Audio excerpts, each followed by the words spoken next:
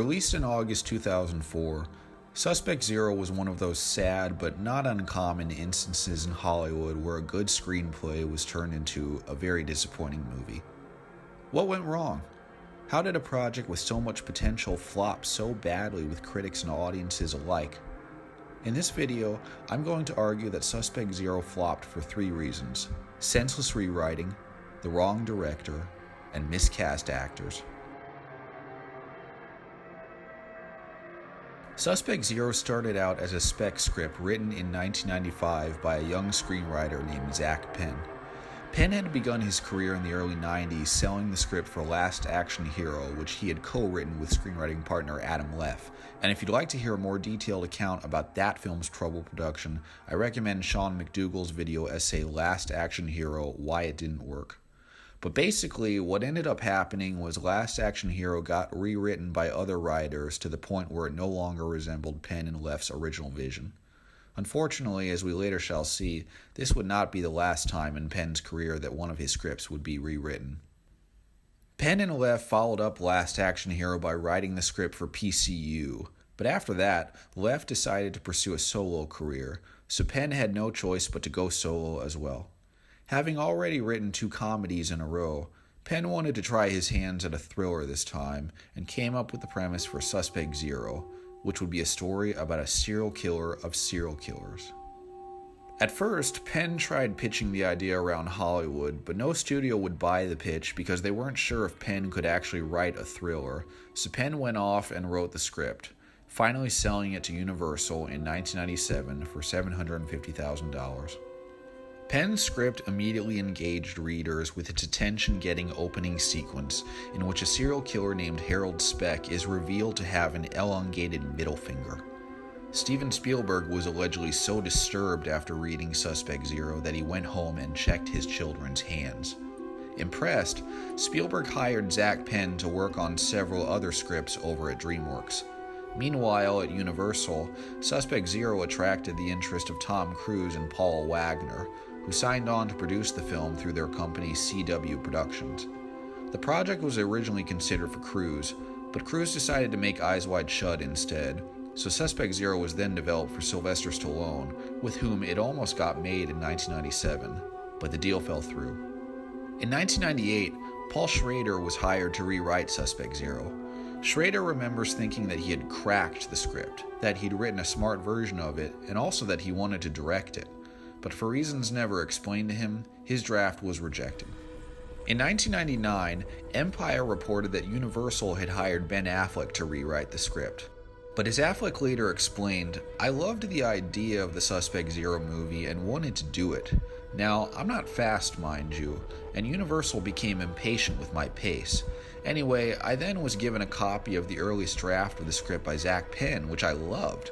If I had seen that to begin with, I would simply have signed on to the movie and gone and done it.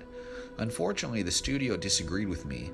They liked the later versions, which relied heavily on the internet as a dramatic device, something I have yet to see work in a movie, so we amicably parted ways." By this point, Universal was disappointed that Suspect Zero hadn't gotten anywhere. According to journalist Jonathan V. Last, the studio decided to let go of their claim on the script, and the project lingered in development hell until Cruise and Wagner hired screenwriter Billy Ray for a new rewrite. Ray's most notable credit at that time had been writing the script for Volcano. But the more the script was rewritten, the farther and farther away it got from Zak Penn's original vision. Penn's script for Suspect Zero had had some truly intense sequences, like that opening scene where Orion examines Harold Speck's elongated middle finger, or the scene which follows where Orion grabs Speck's right eyelid and threatens to tear it off, or that later scene where Orion holds a little boy hostage in a bathroom stall, or the climactic sequence where a trailer flips over and showers the highway with bloody meat. Well, by the time of Billy Ray's rewrite, all of that was gone. Not only that, but the story was now going in a completely new direction. And that leads me to my next problem with Suspect Zero, the director, Elias Merhige. Now, don't get me wrong, Merhige is not a bad director. I liked his work on Shadow of the Vampire, and I'm assuming that's what got him the job to direct Suspect Zero. But if you want to just get a glimpse as to why Merhige was not the right director for Suspect Zero, All you have to do is listen to the beginning of his DVD commentary, where he says, "My name is Elias Merhige, and I'm the director of Suspect Zero. I did not set out to make a serial killer genre film. I did not set out to make a film about serial killers. I set out to express something much more deep about the nature of the unconscious and the nature of justice and the nature of how the human mind works." The fact that Merhige didn't even want to make a serial killer movie tells you a lot about how mismatched he was with this project. The whole point of Suspect Zero is that it's a story about killers, specifically the idea of a killer who can go on murdering people without ever being caught. In Zak Penn's original script, there's a scene where characters go into depth about this concept by comparing the idea of a perpetual serial killer to a 50-foot shark that can feed forever, undiscovered, on the ocean floor. But in Merhige's movie, instead of the big speech about 50-foot sharks, we get these incredibly brief scenes where all we hear is, "Ever see a 50-foot shark? A 50-foot shark. You ever see one?" No. Doesn't mean there aren't any.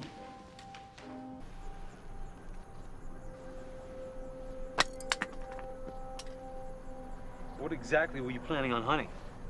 A 50-foot shark. You see what I mean? In the film, these references to 50-foot sharks are so random and they come out of nowhere and they're entirely unexplained.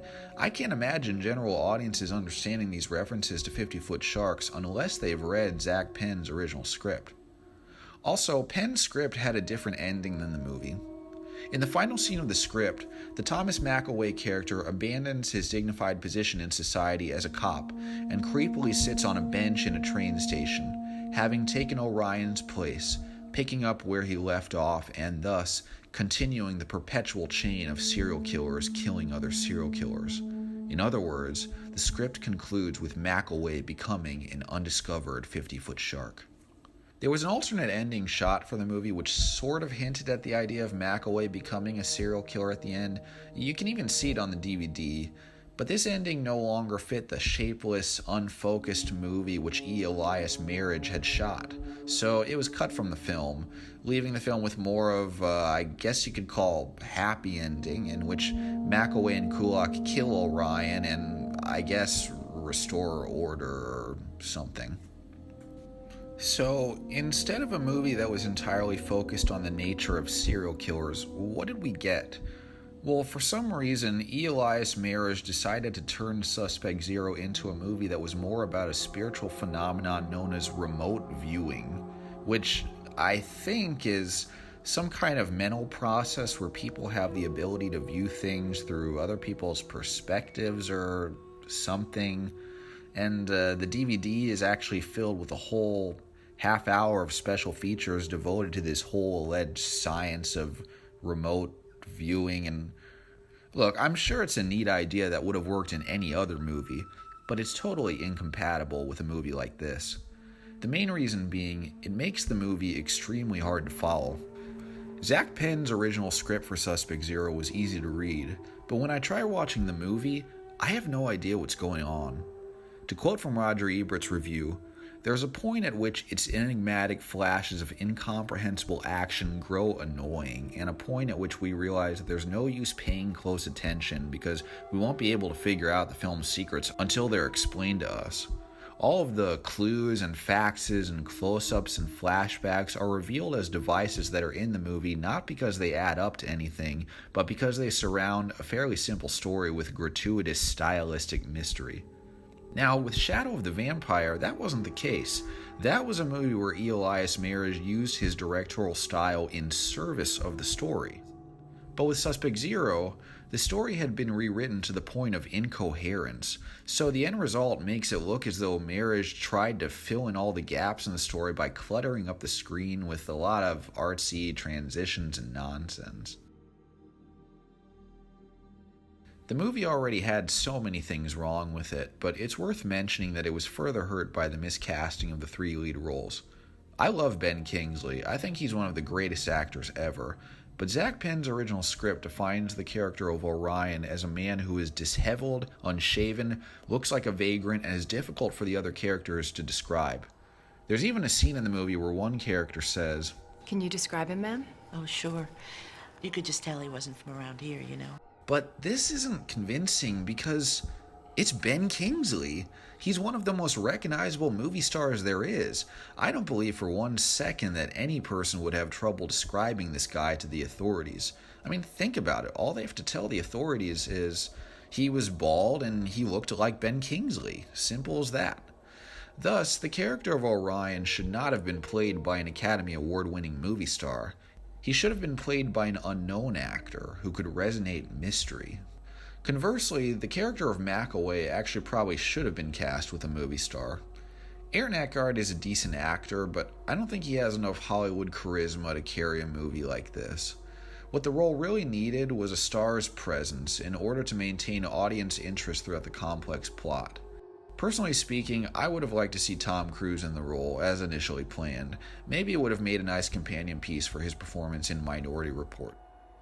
As for Carrie-Anne Moss, she's not terrible in the role of Kulak, but it's a thankless, unremarkable performance and not one of her best.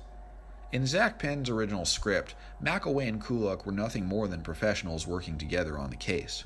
The script was then rewritten to make it so that they were said to have been in some kind of romantic relationship in the past, which I guess was an attempt to deepen the characters, but it doesn't really help the movie in any way, because Aaron Eckhart and Carrie-Anne Moss have no chemistry in their scenes together. In 2002, film critic Drew McWeeny, under the alias of Moriarty, wrote an article for Ain't It Cool News where he compared Zak Penn's original script for Suspect Zero to Billy Ray's shooting script. McWeeny highly praised Penn's script, but declared the shooting script to be an abomination. McWeeny didn't want Elias Merhige to perceive the article as an attack, and clarified, "Merhige has a good film in him. I'm sure of it. I wonder if he's even seen the older drafts of this thing. I would urge him to take a step back before film rolls later this month and look at what made this story worth telling in the first place." But apparently Merhige was offended by McWeeny's article. Merhige had McWeeny barred from attending any press screenings. Suspect Zero wrapped production in September 2002 and was slated for release in 2003. Then it was pushed back to the spring of 2004. Then it was pushed back to the summer of 2004. Presumably, the movie had been shelved because the filmmakers weren't sure what kind of movie they had, and they wanted more time to shape it into something watchable. However, this did nothing to save the film. When Suspect Zero was finally released, it tanked. Made on a budget of $27 million, it only grossed $11 million worldwide. The general consensus was that the movie was incoherent and boring. Zak Penn was so upset by the changes made to his original script that he later admitted he didn't even go see the movie. So what have the filmmakers who worked on Suspect Zero done since then? Zak Penn recently got to reunite with Steven Spielberg on Ready Player One. Billy Ray went on to be nominated for an Oscar for the screenplay for Captain Phillips. Paula Wagner has gone on to produce several successful movies for the major studios. But as for Elias Merhige, the failure of Suspect Zero was apparently so devastating for his career that he hasn't directed any more feature films since. It would be nice to see Merhige get back in the director's chair and make a comeback someday, but preferably on a movie that's not about remote viewing. I just think it's a real shame that we'll never get to see Zak Penn's original spec script for Suspect Zero filmed. That is, unless someone down the road ever wants to remake it. And again, hopefully without the whole remote viewing gimmick. So, in closing, the lesson to be learned from Suspect Zero is simple. If it ain't broke, don't fix it. Thanks for watching.